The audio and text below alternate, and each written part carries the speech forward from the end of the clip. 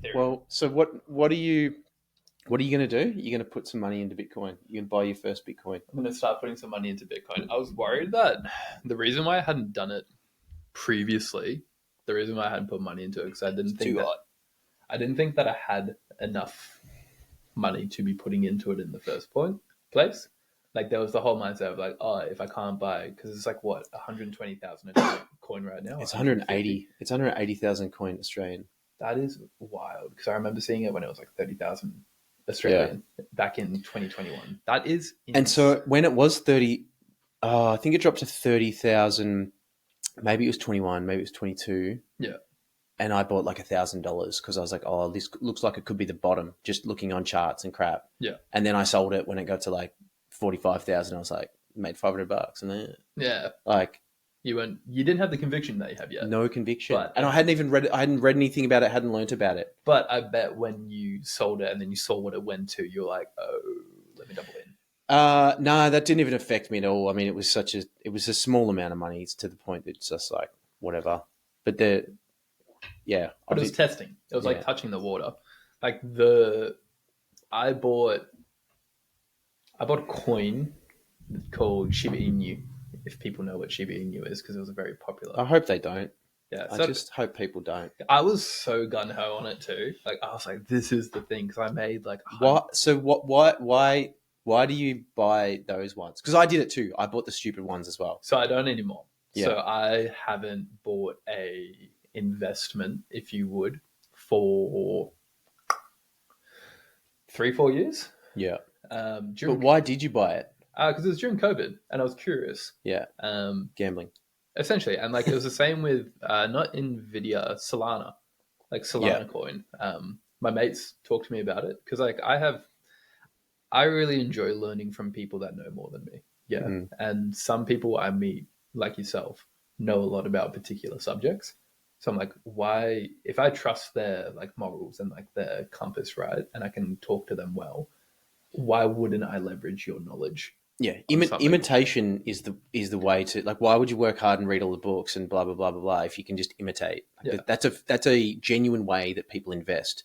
Jump on Twitter, you can track any Nancy Pelosi's stock tracker. Yeah, the inside information, you can just track her portfolio and buy it, and you'll do phenomenally. Yeah.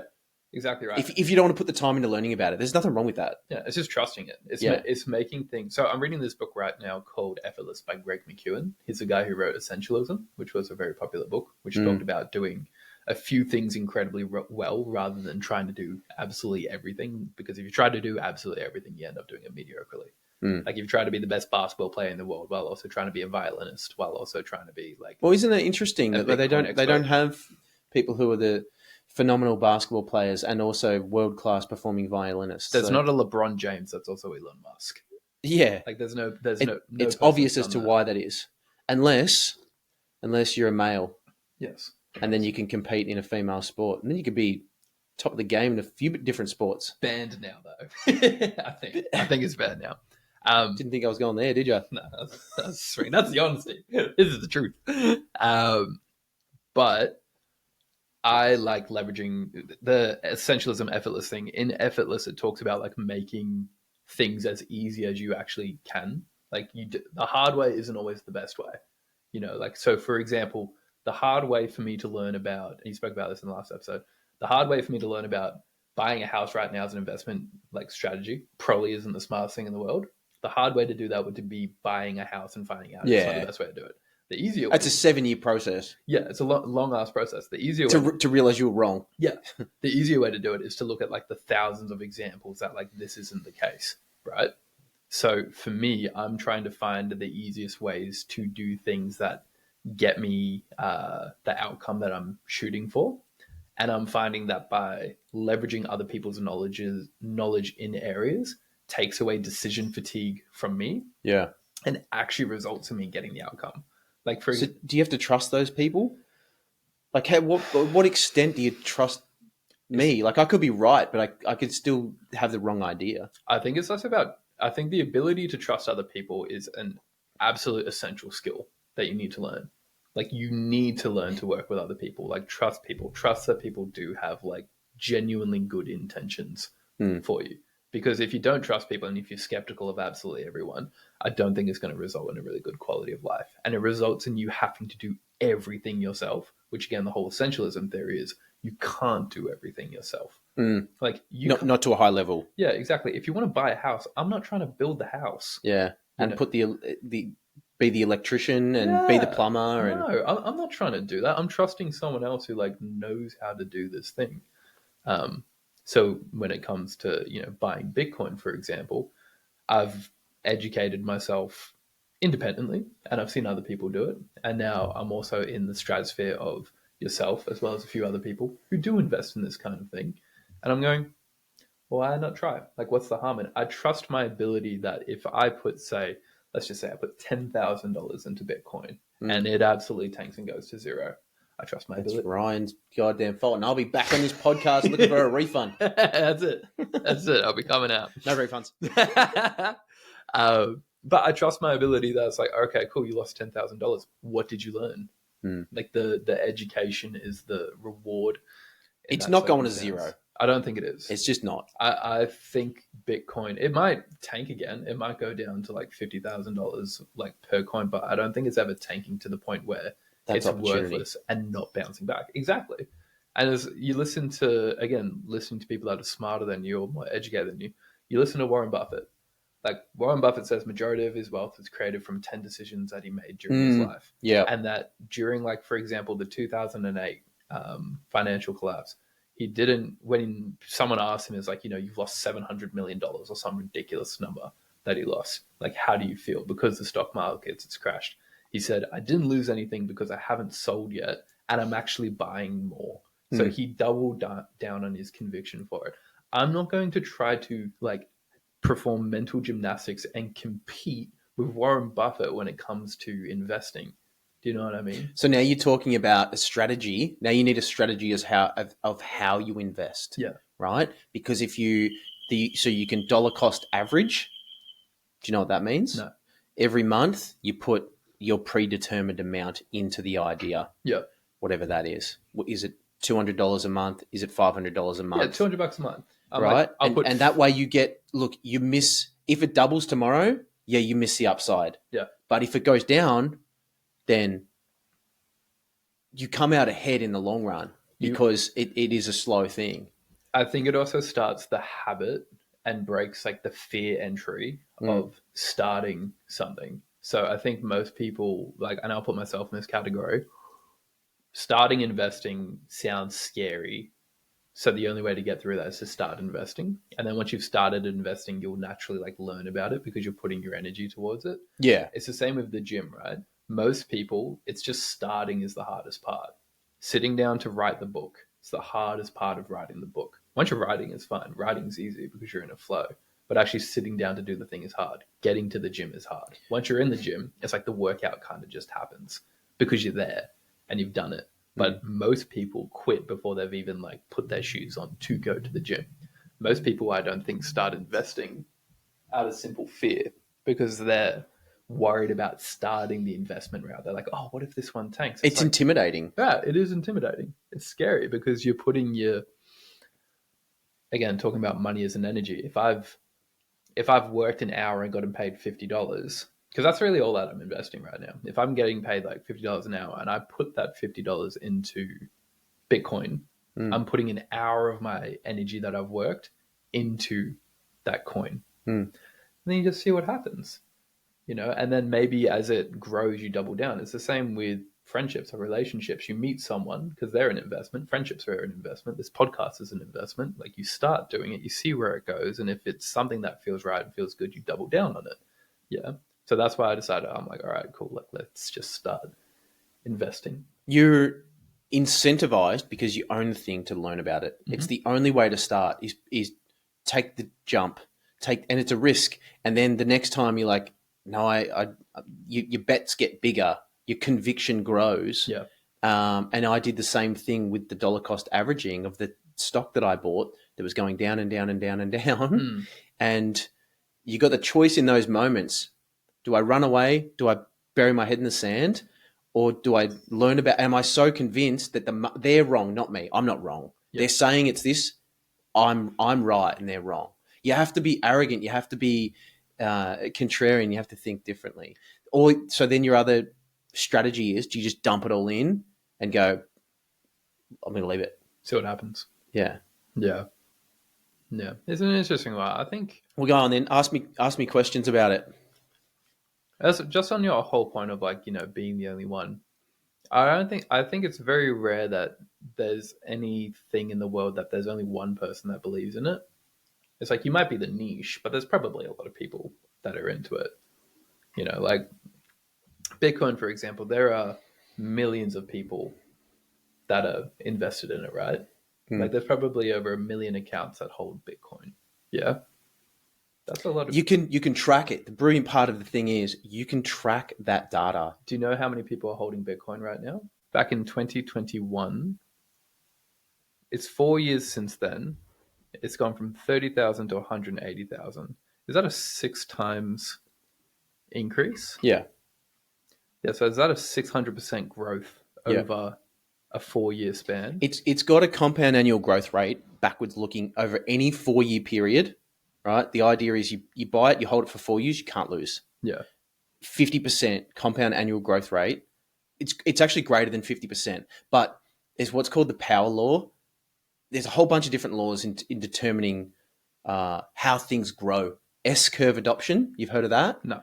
S-curve adoption is like, a mobile phone is created or the internet. And it's like no one uses the thing. And then the S-curve happens when the growth goes exponential, goes vertical. Oh, that's the bell curve one where it's... A bell curve is like that. Yeah. So and that's quantiles of like the majority of people are in the main thick of it. And you've got outliers like me who put all their money into an idea who sit on either end of the bell curve. I'm either a genius or I'm an idiot. Yeah. But I'm not mainstream. Yeah.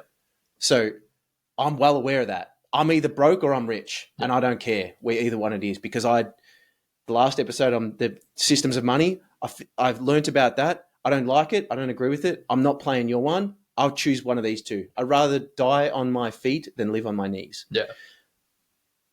And you're living that like through your action as well by doubling down on these coins and these investments that you're making. Yeah. So the S-curve adoption is that it will taper off because there's only so much adoption that can happen. You've got 8 billion people in the world. If ATMs end up being a withdrawal for Bitcoin and like Bitcoin's like they already are. They have Bitcoin thing, ATMs. They have that, but say like, the money system collapses and Bitcoin becomes like the one currency. Like a globally backed reserve asset is what we're talking about here. Exactly. So, but it doesn't even have to come to that. But if it did get to that point, that's when it's like we're on the other side of the bell curve, and like that's the top of it's the S curve. The S curve, yeah. Because every technology goes through the same thing. Like touchscreen phones, like a smartphone. So it used to be like the BlackBerry with the keypad on it back in the early 2000s, or like the Nokia. Yeah. And then 2007 rolls around, Apple comes out with one of the first like touchscreen screens, and now every single phone is a touchscreen. Because you either do it as a phone maker, you either do it or no one buys your product. Exactly. Well, that's a little bit different, but like technology-wise, every technology that has ever proliferated through humanity has gone through that S-curve adoption, and it's picking the trend. If you picked now, everyone is on Facebook or Meta. They're on one of the products. They're on Instagram. Yeah. Or they're on TikTok, WhatsApp, YouTube, or they're on whatever. Facebook. Like they're on one of the three, everyone. Yeah. Whereas 10 years ago, maybe it was like 40%. Before that, 10%. But it goes exponential like that. So how do we get to this point in the conversation? Just talking back and forth. But there was a reason why we were getting there. Me asking you questions surrounding investing, early adoption. We're in the early adoption phase of Bitcoin. There's, as of 2023, there's 48 million wallet addresses. Now, that doesn't mean that 48 million people hold it because you can have hundreds of wallet addresses individually. Yeah. So it is impossible to tell, and it has grown in the last couple of years in particular. Does it get taxed when you sell Bitcoin? Like if you had... Why would you sell it? But per se, you had because you decided to go into the house. Yeah, it's capital gains, right? Like but if you want to put your money into that idea, and then build up a house deposit and then sell it and buy the house, I'll clap my hands. I applaud that. Yeah. You got the end result. You just went a different way about it. Yeah. You got to go a different way about it. My mindset is shifting from going out to earn money and then using that money. And I've had this mindset for a while. I just didn't have the means to be able to do it. I've gone from going, how can I, spend money to create experiences, to how can I use money to make more money? Yep. That's the mindset shift you have to go through. Yeah. And it's interesting because, and this is one of the hard things about being young, right? Is you hear these things, but then it takes a while for them to like really settle in. For you to understand it. Yeah. And this podcast has been really helpful for me on that, because it's showing me the... Have you subscribed? Are you a subscriber to our channel, Ryan? Yeah, I think so. Maybe. I think I should be. I'm honest. I'm here. I am the subscriber. Everyone will see me like slowly like start wearing like more drip. Like there will be signs that Bitcoin is paying off. But it's shown me like both the complexities of money, but then also how to make it simple too. Like how to make it not such a scary topic and feel so out of control with your money. And putting your money to work for you, because you work for your money, so you might as well put your money to work for you. And again, I've read books about this when I was 18. Like, see that you've got Think and Grow Rich sitting over there. Like in that book, it talks about the power of investing and like the compound effect of that. Same in something like The Richest Man in Babylon. Like, I know Rich Dad, Poor Dad talks about the housing market, but it also talks about like using money to work for you. Your Grant Cardones, your Andy Elliott's, whoever it may be, your Ed Milet, they all talk about finding a way to generate money and then use that money to create more money. And that was always a very scary idea for me. And then I realized it doesn't have to be scary if you just make it simple and you lean on other people's knowledge as well. Otherwise you just end up being a consumer. Yeah. And which is, you will just work forever, which is fine. There's nothing wrong with that. But at least understand the choice before you make the choice. So you do pay capital gains on it. When you sell. It's like the asset of a house, right? If you have an investment property or a stock, you pay 50% tax, not on all the money, on your tax rate, right? So if you're only making... That confuses me. Yeah. Okay. So we did the tax rates in another episode. Yeah. But if your tax rate is, you're in that 30%, remember that huge spot, the 30%? Yeah. So you pay 50% of 30%. So you only pay 15% tax if your income is like 60 grand and you sell a $60,000 gain. Yeah. You put 10 grand in, you sell it for 70 grand, it's a $60,000 gain. Yeah. You're still in that bracket. You pay 15% of that $60,000 of gain, not of all of it, just of the gain. Right. So 15% of 6 is what, $9,000. Yeah. So you still made 51,000. It's nothing, right? Capital gains. If you're paying capital gains, congratulations. Yeah. You did a good thing. You're in a good spot. The capital gains discount is it's halved. How do you get a discount on your capital You gains? own it for over 12 months. You own the asset, whatever it is, over 12 months. This is again the tricky thing, like learning about. It's not a bad thing. It's like it's meaningless in the scheme of things. Yeah, but just learning about tax codes and learning about something as simple as like good luck holding something for over a year. Yeah, when I went to my tax agent, the amount of books that they had and the amount of times they've been like, this book is now useless. And it's 20 years old because all the tax codes have been rewritten or blah, blah, blah, blah. You want me to rip on accountants again? Yeah, you're always ready to rip on accountants. But what about a boomer accountant? Huh? You do? No, what about a boomer accountant? I think I do. Imagine how much I do I do have a boomer accountant. I'm not going to lie. I'm pretty sure I do. So that's the capital gains part. I think look, they will firm up the tax code at some point, and if it becomes a medium of exchange for things under $600, whatever. Like, it's not important because it's a store of value for me. And many people view it as many different things, and many people don't understand it. I'm not saying I understand it to the complexity of anybody else. And like any asset, you can view it how you want to view the thing.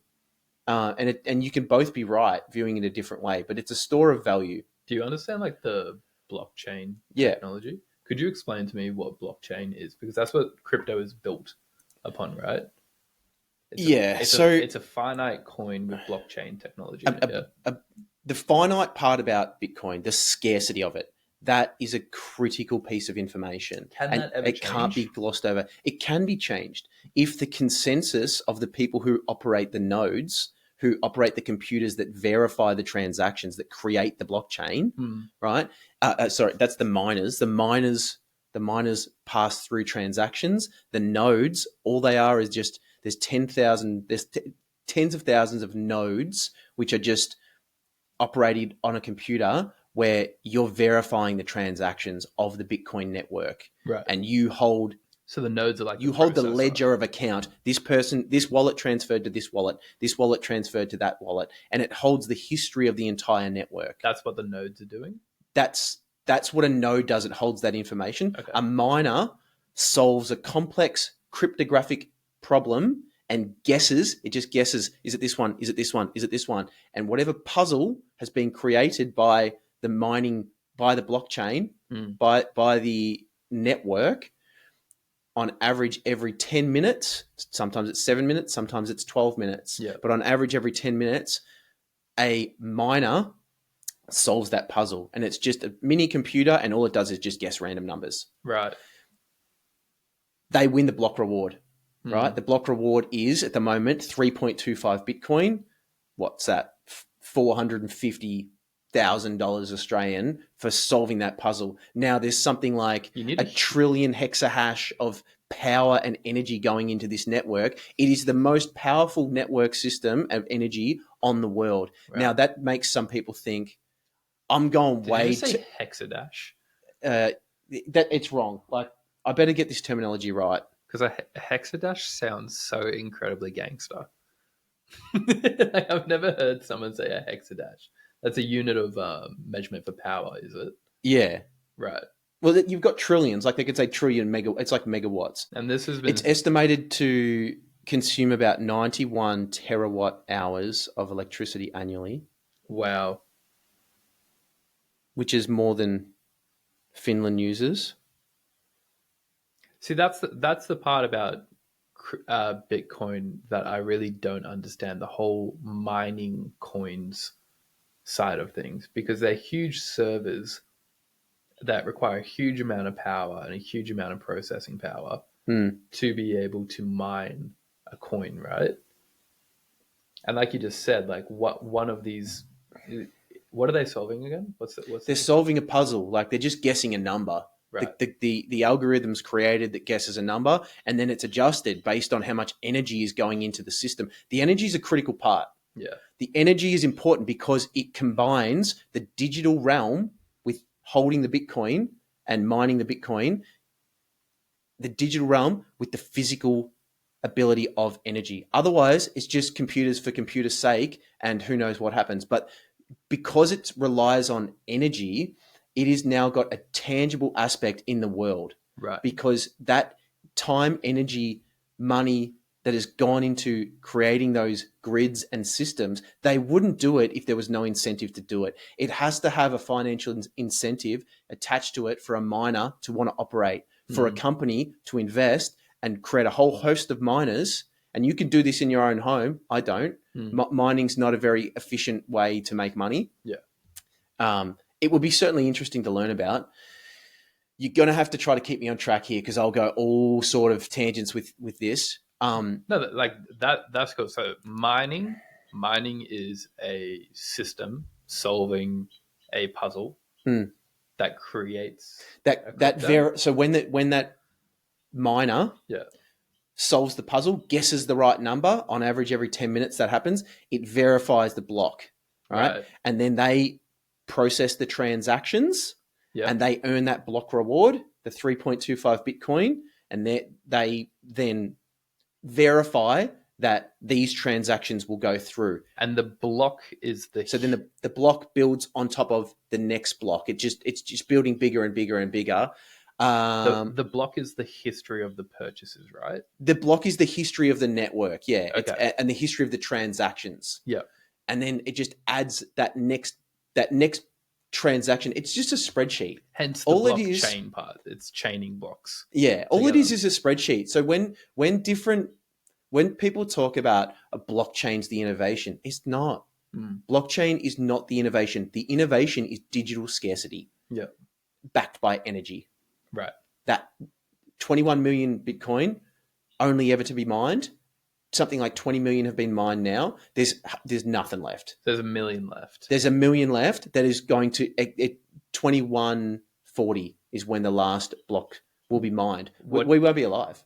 Really? Yeah, because they continue to halve. The block rewards halve every 4 years.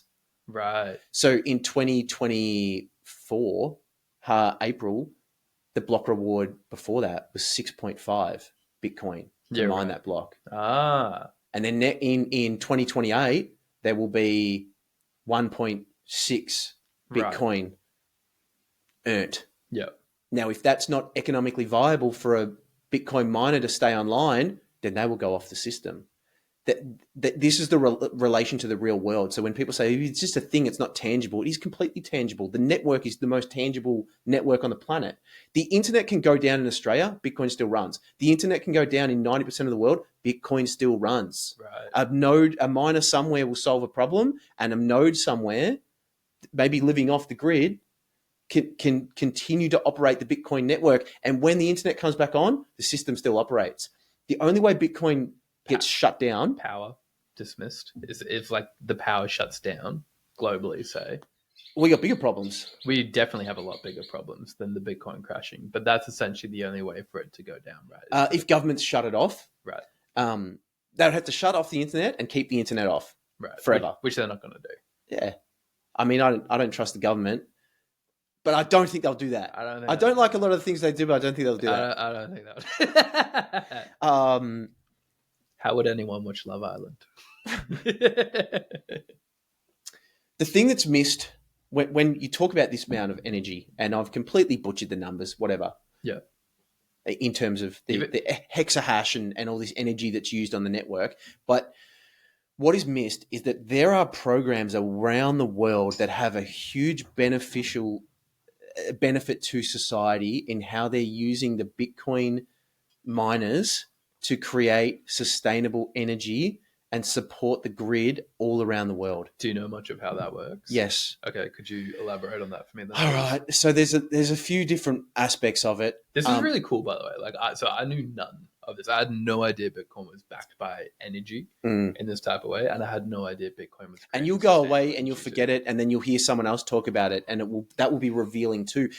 I'll be like, listen to this podcast. It constantly reveals itself, and then you can ram it down people's throats. Yeah, exactly. It always it's all works. anyone wants. Yeah. Sustainable. It continues to just show itself in all these different aspects of the world. Let me give an example. I want to be really efficient here. So I got my electricity bill, and I've got solar panels on the roof, and they have said you used to get 3.3 kilowatt per hour tariff feed into the grid when you sell your energy to other people. Yeah. Now we're going to give you 0.5. Wow, that's brutal. So they took off 85% of my value. That is insane. Right? Yeah. Why? Because the surges in the power grids and solar actually creates problems. That's what happened in Spain. It was the grid can't the surges can't. Yeah, the grid can't handle it. Look, I don't know the exact ins and outs of it, but I know the grid can't handle it, and they need a way to turn these things off and on. Yeah. Because you can't just have 100% solar. You actually need to have coal-backed energy. And this is the scientific facts behind it. Yeah. Pure solar doesn't work. So if you had an ability to turn that off and plug that solar into a different network running a Bitcoin miner, it is now making me money. Right. Because it's... Did you try to do that? No, I'm not going to do it. I'm not going to do it. but that's what can happen around the world. Right. When they create a power station in a third world country, there's energy that is created from that. You know what they do with the energy they can't use? What? They earth it. They dump it. It actually costs some money. If you can set up Bitcoin mining hubs, and this is what they do, they set up the power station, then they have the time to build the infrastructure around that and grow the town, grow the civilization, put the hospital in, put all the things in that are needed. That takes time. Yeah. The Bitcoin miners can take that energy and they will pay, right? Bitcoin miners, they want to find the most efficient, cheapest energy ever. Yeah. Because otherwise it's economically inviable. It doesn't work. So they will do that in these places where some jurisdictions like this might pay the Bitcoin miner to take the energy. So it's getting paid to take the energy. Right. And then it's mining Bitcoin as well. And it's funding itself. And they just pop up. And then when they've built the town, cool, we move on to the next town. They're using methane. They burn methane in gas plants. Yep. They have to kill that energy. That can be transported and used in Bitcoin miners because they're mobile. Yep. They can just pop up anywhere and then use that energy. Right. Why not, instead of just burning it into the atmosphere, use it as a productive good and make your business more money now? That makes sense to me. If I'm a business owner, dumps around the world, they're the biggest emitters of methane gas, is the decomposition of energy and waste. You can turn that into energy to power Bitcoin miners. Right. Hydro plants do the same thing. Why do you think that's not more of like a global discussion? Why would the oil companies want that? Why would power companies want that? Daniel Batten is a New Zealand guy. He is phenomenal talking about this stuff. Wouldn't it be profitable for everyone? I want you to continue on that, but like you just said, like why wouldn't oil companies want that? It's like it sounds profitable for the world. Like then they lose their monopoly. Why would they want that to succeed? But it's like it's the power from little things, big things grow. But also, if you trust government and the history of businesses, like they're incentivized to make these things fail. You know, yeah. You were talking about Daniel from somewhere being really... Daniel Batten. Yeah. Batten. So what does he talk about surrounding like how Bitcoin could be beneficial for the world? I mean, this is the aspect in which he discusses it because he really understands the energy part of it. Yeah. I've tried to articulate and repackage some of the things he's mentioned, and I'm sure some of the things are wrong in certain aspects. Yeah. But it's directionally right. Yeah. And that's what's happening around the world. We don't see that here because we don't grow up in a country where their money is so bad that Bitcoin has started as an idea to help countries in need that can't store their money in the money because it's inflating away. So they put it in Bitcoin, the scarce thing, like a house, but they can't afford the house. They put it in the Bitcoin. Their purchasing power is growing as their currency inflates away to nothing. Right. That's how it started. Yeah. And that's how the practicalities around the world make sense. Tether, that is $1 US dollar backed by one digital US dollar, right? And that makes sense in Argentina, right? Because their dollar sucks. That makes sense in Zimbabwe. Their dollar sucks. I'll keep the Tether. I'll keep the American dollar, but the American dollar is still inflating away. It is growing. The money supply is growing. Yeah. So it is not scarce. You're better off holding it in Bitcoin, even if it's volatile, because all the other currencies are going to zero. Yeah. Interesting. Very interesting. Yeah. You've really educated me there, man, because I had genuinely no idea that crypto was backed by electricity. Bitcoin is backed by electricity. Sorry, Bitcoin also stops wars. Yeah? How so? Because the endless wars that have been funded by the government's ability to print money means that... And profiting off the war machine means that it can continue the war forever because there's no consequence to the actions. The consequences are the average person gets perniciously, slow. I'm going to use the hell out of that word. Perniciously. Pernicious. Slowly extracts value in from them. It slowly happens to the point that they're not even aware that it's happening because the government's printing money over here, giving handouts over here. Yeah. Everybody wins, guys. But they're printing money to fund the wars and the war machine, all the money going to Northrop Grumman, all the defense industries that go into making the tanks, the battleships, the aircrafts, the weapons, and then we sell it around the world. And that's exporting goods out, bringing money in, right? America's at the hub of it. America is so evil in this aspect. And that's why you can have... you would see it around. Oh, America's funding the Israel government. They're giving them weapons. They're giving Ukraine weapons. They're giving Europe weapons. Yeah. They are. It's like business. It's GDP. They're trying to make money. And they're playing with human lives. Because there's no mechanism to force them to stop. These perpetual wars can go on forever. Afghanistan went on, it was like $8 trillion. It went on for like how many, 20 years? Yeah. And then as soon as they left, the Taliban took back over. All the weapons too.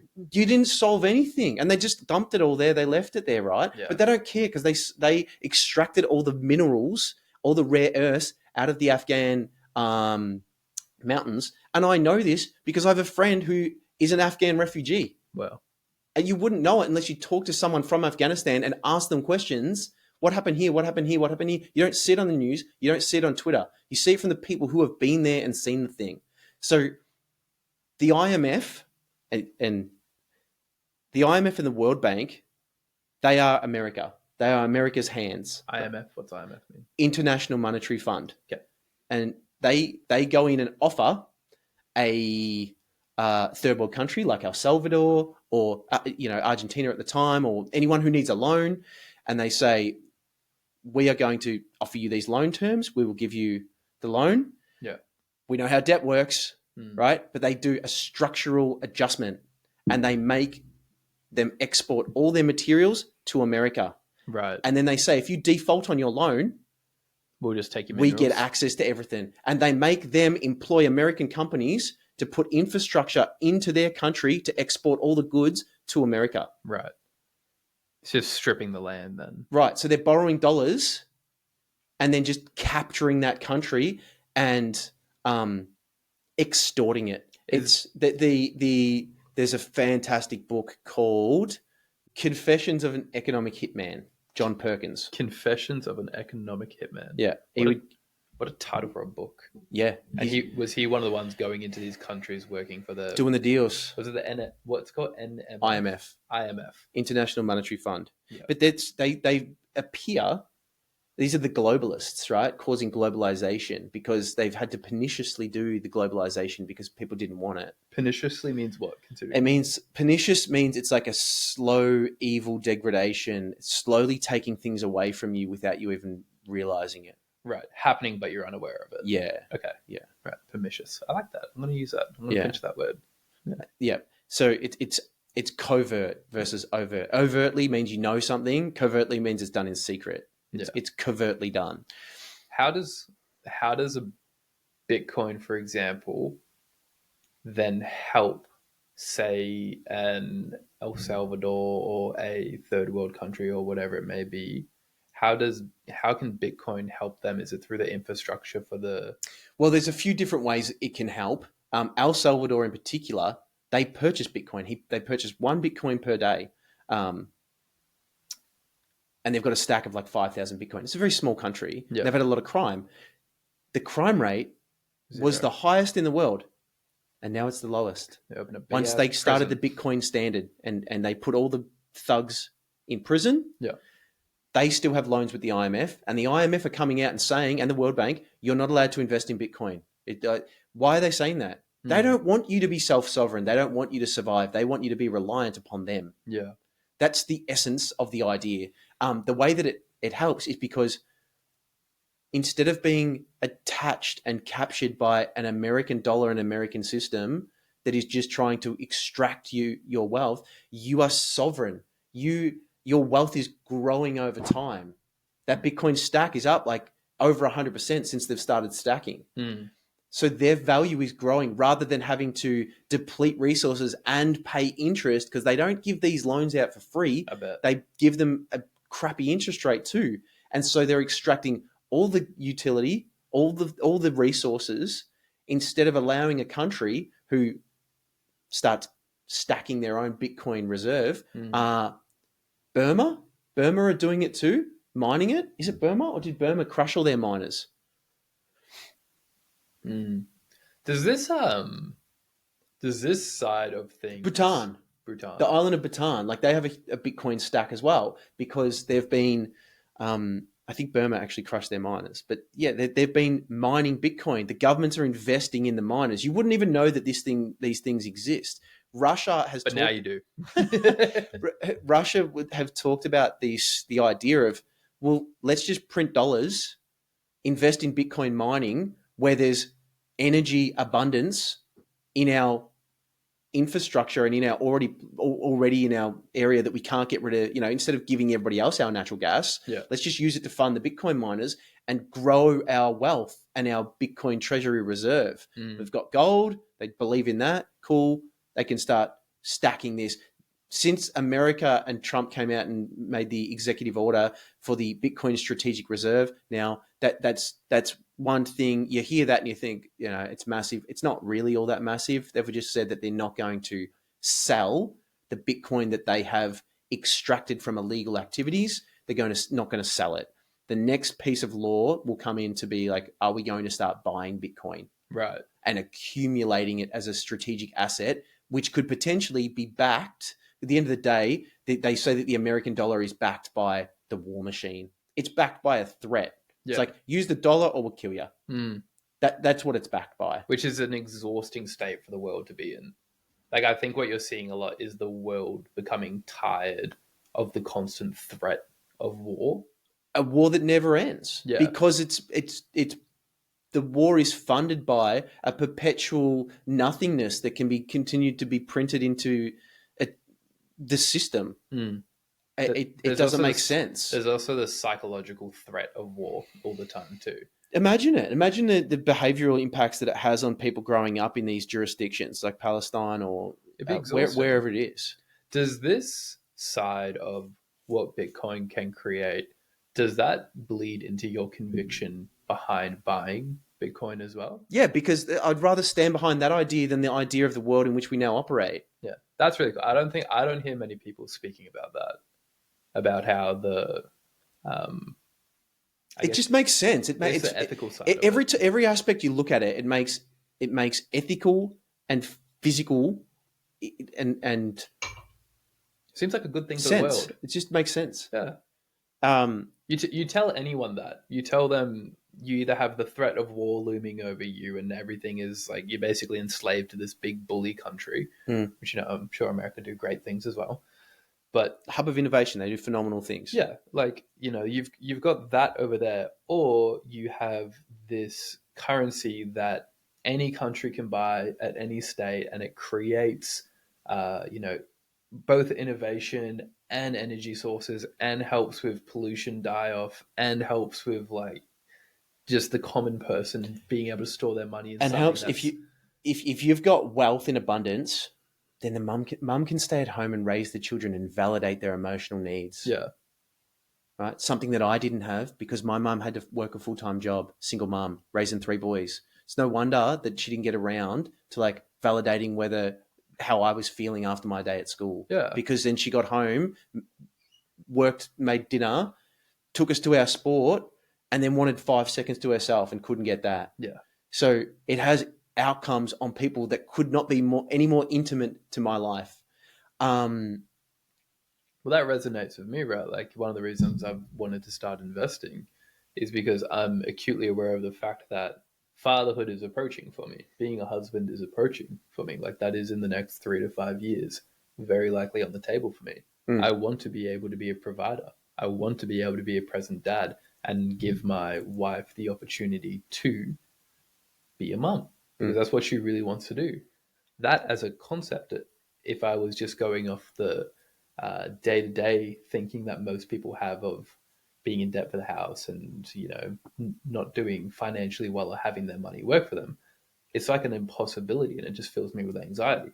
But then you talk about crypto in this sense, and Bitcoin, because I know crypto is a very broad term, but you talk about Bitcoin in this sense, and it just makes sense. I'm giving money to something that helps the world and can help the world in a very deep and meaningful way, help countries get out of debt to other countries and begin profiting themselves, but then also me as well. It gives me the opportunity to not just constantly be trading time for dollars as well. That's the basic premise of it. Store your money over time. That's all it is.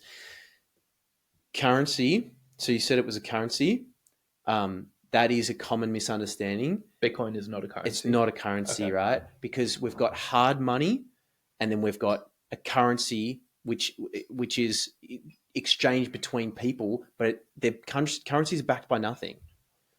Right. So Bitcoin is hard money. That's the difference between money and currency. Currency is just an psychological idea. Money, it's hard asset backed by tangible goods, tangible something. You could say Bitcoin's intangible. I've just explained that it is tangible. I don't think many people know about that. At least I didn't know about that. Yeah. I don't think Well, why would you know unless you looked at it? I never knew. Yeah. You know. That's a really fair point. You wouldn't know unless you looked at it. So, I mean, let's get into something else about Bitcoin. What have you got for me? What else do you want to know? I mean, it's hard to know what you don't know, an unknown. I'm very uninformed on it, other than okay. So these other shit coins, or your Ethereum, cool. It might have some technological aspects to it. Bitcoin was the first cryptocurrency. So it's got that going for it. Well, every other, it's open source, right? Which means that like AI started as open source. Here's the information. Everyone can look at it, build what you want off it. Yeah. That's better for humans. That's better for society. Lots of brilliant ideas have been, the internet is open source, right? You use it how you want to use it, and you turn it into a bunch of different stuff. So because of its open source nature, you can copy it in 5 minutes, and they do. But they change the scarcity aspect of it. They change the decentralized aspect of it. When a system is centralized, it has one single point of failure. All right? If a third world government gets corrupted by one individual, he makes the decisions that proliferate throughout his country. Yeah. And that's a problem for the whole country. You're a victim of it. Because it's centralized. When it's decentralized, because of all the energy backing it, if someone starts making lies on the Bitcoin network, fake transactions or whatever, the majority of people are incentivized financially. Incentives matter. The incentives behind Bitcoin are astronomically important because they're incentivized to say that is a rubbish transaction. We will exclude it from our transaction chain. That makes perfect sense that they're looking after the integrity of the system. Is that what miners do? Miners do the transactions, but the nodes verify it. So this was the blockchain wars was trying to determine who was in charge of determining the future of the Bitcoin network, because it has changed over time and it can change. And so you said, the scarcity aspect of it, can it change? Yeah, it can. If the majority of the network agree and validate the blocks, the nodes, if they agree to run this new software or this new idea, then the idea changes. Are the nodes Bitcoin Cash split off from Bitcoin when they had this argument. They wanted to make block sizes bigger to fit more transactions in there. Bitcoin Cash went that way. Bitcoin went that way. Roger Ver left America. He went the Bitcoin Cash way. Look up Bitcoin Cash price. There's nothing? There's nothing. Yeah. It's like a few $100. Right. Yeah, it's just fallen to. So he sold that one. You get both, I think, when that happens. It diverges. You get both, but he sold that and put it into that. He believed in that. He probably kept both. I don't know. So I got distracted upon a really good line of thought.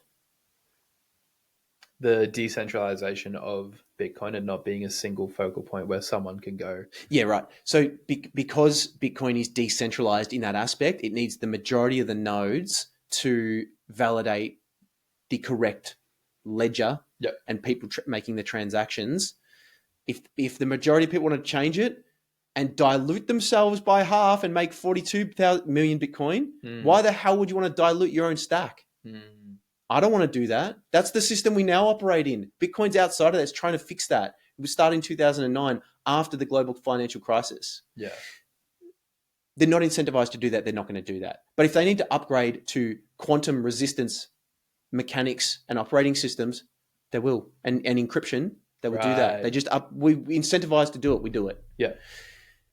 Because it makes the flow of Bitcoin easier. Well, you don't want your Bitcoin to be hacked. Like quantum will hack banks. Quantum will hack everything when quantum comes. And so, what is quantum? Quantum computing. Right. It's like just the ability of knowledge and energy to be just far outweigh the amount of energy that we can put into things now. So it will just hack things like it can hack the SHA-256 encryption that Bitcoin relies upon. And so then they can just transact the money. Like that's what's storing the keys behind it. That's what's storing the Bitcoin, protecting it. Yeah. Is this hash algorithm. So the decentralized nature of Bitcoin is different to the centralized nature of Ethereum created by Vitalik Buterin. He makes the decisions. The first 30,000 transactions on Ethereum, they don't exist because they've gone. Right? He decided. He decided it. And when Ethereum got hacked, they rolled back the chain. That wasn't based on decentralization. One person went, "Oh, that shouldn't have happened. We roll back the chain." You've lost all integrity. Yeah, it's done because now you can just change anything you want to. That's important. That's the psychology behind it. You might think, "Oh, yeah, but he needed to do it." The psychology is what's important. The fact that if someone gets hacked on the Bitcoin network, not your keys, not your coin, it's gone, dude. You better protect it because it's gone. But is that possible with the algorithm that you said is in place? What? So you said it's someone hacking into your Bitcoin wallet. Exchanges have been hacked. Yeah. Not personal Bitcoin holdings haven't. Exchanges have been hacked. Right. Because their technology, like look in the news, superannuations, Medibank, Qantas, everything gets hacked every day because the vulnerabilities exist. Yeah. This is the other investment that I've made in it. It gets attribute-based access control for data protection. Like cybersecurity. Cybersecurity. Yeah. That's the other investment. Like these are the two things that I'm sort of deep in the rabbit hole about.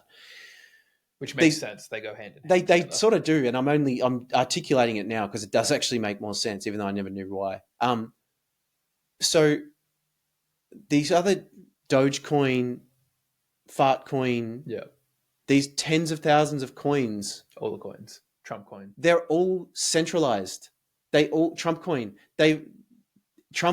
I think it's something like, I'm going to get this wrong, but I looked at it. Like people just see Trump coin and they go, "Oh, maybe it goes up." I look at it and I go, "What is actually happening behind it?"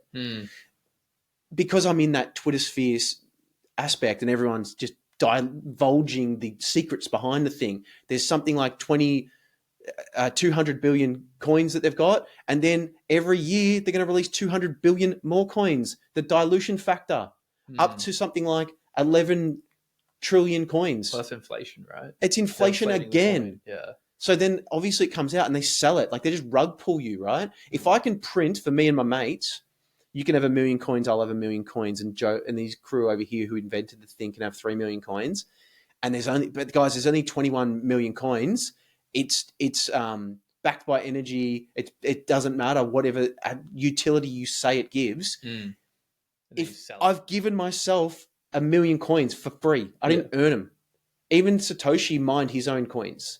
He mined 1 million coins and then he disappeared. Maybe he's still alive. People are like, "Oh yeah, well he could sell his coins." Yeah, he could, but he hasn't yet. So why the hell would he? Who is Satoshi? Yeah, who is Satoshi? Who is he? He's the inventor of Bitcoin. Right. Through the email threads that was created between him and Adam Back and a few other guys. Yeah. That created the idea through other ideas of what this scarce network is and why it works. I don't blame him for disappearing. My goodness. Well, that's if he's even real. Like they say it could be created by the NSA or if he's probably dead. Like who knows? Yeah. Well, this challenges like Bitcoin fundamentally challenges our idea behind money. This is where, in the previous episode, I was asking you about, what do we do? Is there a different system? Like, do we, because there's Marxism and there's communism and there's all these different systems for money, right? It's like, do we need to invent a new system? As like Bitcoin sounds like it's the new system. Like this is a new way. It's figuring it out if it's going to be, but at the moment it's a store of value. Before that, it was an idea. Yeah, it's hit Wall Street, so the volatility, in my opinion, is largely gone because you have an indefinite constant buyer being ETFs. The stock market is now allowing institutions and pension funds and all places around, all different investment groups and retail investors to buy it easier than all the computer crap I just splurged out. Yeah. Rather than going through that, figuring that out, you can just buy it on an ETF. That makes sense to most people on Wall Street. They financialize everything. Yeah. Then you've got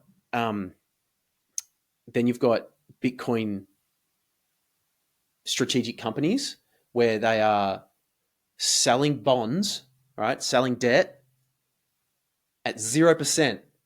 So people are giving their money for free. They don't have to pay the interest on it. Yeah. For 4 years, they buy Bitcoin. And then if it hits a certain price, their stock hits a certain price, they get paid back in stock, not in money. Or they get a portion of it in stock, and then they'll pay you back what they borrowed from you.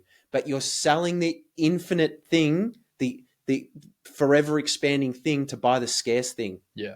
And there's hundreds of them now. There's hundreds of Bitcoin companies. The first Australian ASX listed company purchased Bitcoin, Locate Technologies.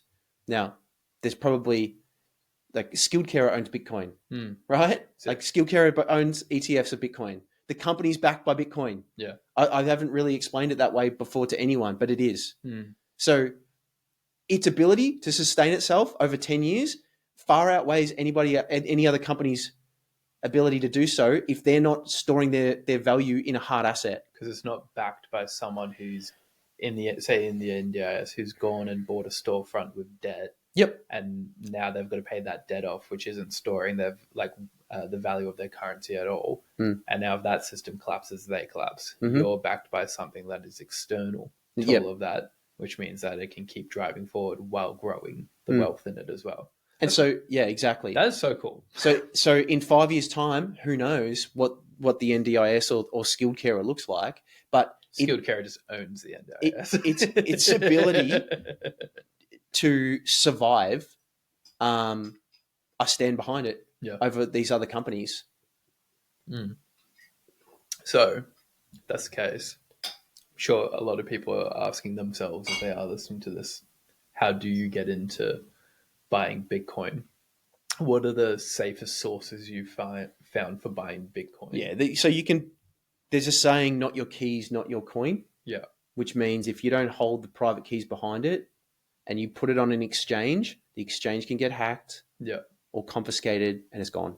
And you might win it back in court, but you might win it back in court at the cost of the value that it was when it got confiscated, not the value that it is in 10 years' time. Yeah, it's a plus. My suggestion for majority of people would be just buy the ETF. Yeah, so learn about it. If you learn about it to the point that you want to then hold the keys yourself, do that. Right. So buy the ETF, and then if you're going to buy the key, what would be the source for buying the key?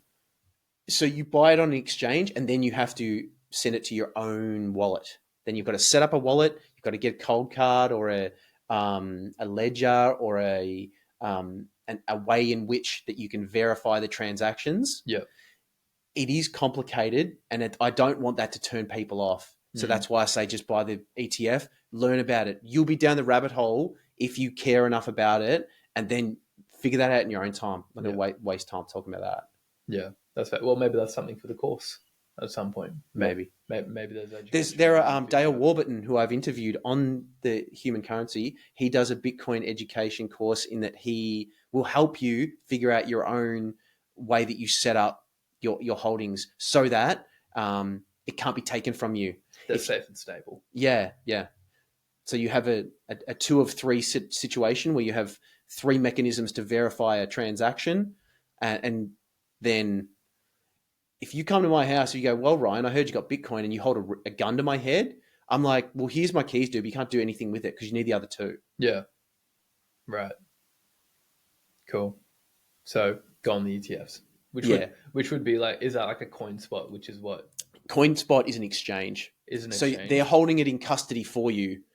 The numbers on the account say it's worth something, but whether it's there or not, it's another thing. And then you got talking about paper Bitcoin, not your keys, not your coin. You don't know where it is and what they're doing with it. Yeah. Same as the ETF, whether it's backed, we don't know. Being a listed company, being a listed ETF, you have to prove to the auditors that you have the thing that you say you have. Right. That's why you trust a listed company over a private company. A CoinSpot's a private company. Who the hell knows? An ETF's a listed company. I trust them. Yeah. Okay. Cool. And if you want Bitcoin to the power of 2, you buy MicroStrategy or Strategy shares in the US. MicroStrategy or Strategy. Michael Saylor's company, where he's selling Bitcoin bonds to insurance companies and all different aspects of the financial markets. He's financializing it, and then he's buying and cold storing the Bitcoin, and that is reflected in the share price. Right. But you're paying about, at the moment, 1.75 times the amount of Bitcoin they have. You're paying 1.7 times the share price. But the idea is that they just have access to a different market, and they own 630,000 Bitcoin. Right. Because they've been doing this for 4 years. But the share price has gone from like $10 to like it's $350 now. But wow. It was more than that because they did a share stock split. So it's just bonkers. This has happened in America. You hear it here and you're like, oh yeah, whatever. Like Bitcoin's not a thing. Like, yeah, because you're watching Channel 10, dude. It's not a thing because you're not paying attention to it. And get involved in the atmosphere of being progressive and thinking about where the world is going. Wayne Gretzky, great quote, skate to where the puck is going. An interviewer asked him, how do you know where the ball is? He was like, well, I skate to where it's going, not where it was. Yeah. That's how you get ahead. That's how you become the GOAT. Be like Wayne Gretzky. Yeah. Cool. Well, thank you. But it's still, you look at the number, we have nominal bias and we think 180,000, I've missed it, too late. You're not late. It's early. Yeah. It's gone on $1 million a coin. It just is. Yeah. And whether that's 5 years, 10 years or 20 years, that's where it's going. What do you reckon? 5 or 10? I reckon within 10 years. Michael Saylor says the Bitcoin gold run has kicked off during the last halving, which was April 2024. By 2032, that's the Bitcoin gold rush coming to an end, because that's then the mining rewards are halving and halving. 2 more halvings, and there'll be like less than 1 Bitcoin per miner incentive. So if you're going to do it, build some conviction around it and do it. The only way you'll build conviction is if you buy it. Yeah. Because then you're incentivized. Shit, I better learn about the thing. Yeah. Yeah. Which they just have. I think that's good. I think that's a good spot. Is there anything else you wanted to say surrounding it? We'll come back to it because it's because I'll keep going, but I'm exhausted. Yeah, it's an interesting and expanding topic, and I'm sure it's one of those things that changes every 3 months easily, if not every day. Yeah. It does. It continues to levels and layers are built upon it. They are currencies that are built upon it. Layer 2 networks, layer 3 networks. Layer 1 is just the store of value. That's the Bitcoin network. They build other layers on top of it, liquid, aqua, different ways in which you can have a piece of Bitcoin and send it to your friend for dinner. Send it over here and pay for stuff. And then you close the network, and that is the accounting done on the layer 1 network. Right. The argument that Bitcoin will never exist because you've got to transact it, you don't. The layer's already built upon it. It exists. You can pay for stuff in many stores and online with Bitcoin right now if you want to. I don't want to. I'll spend my fiat, dude. I'm storing the Bitcoin. Yeah. I want this one. You can have all the fiat you want. We'll leave it there. We'll leave it there. Yeah. Thanks for listening. You can go to sleep now.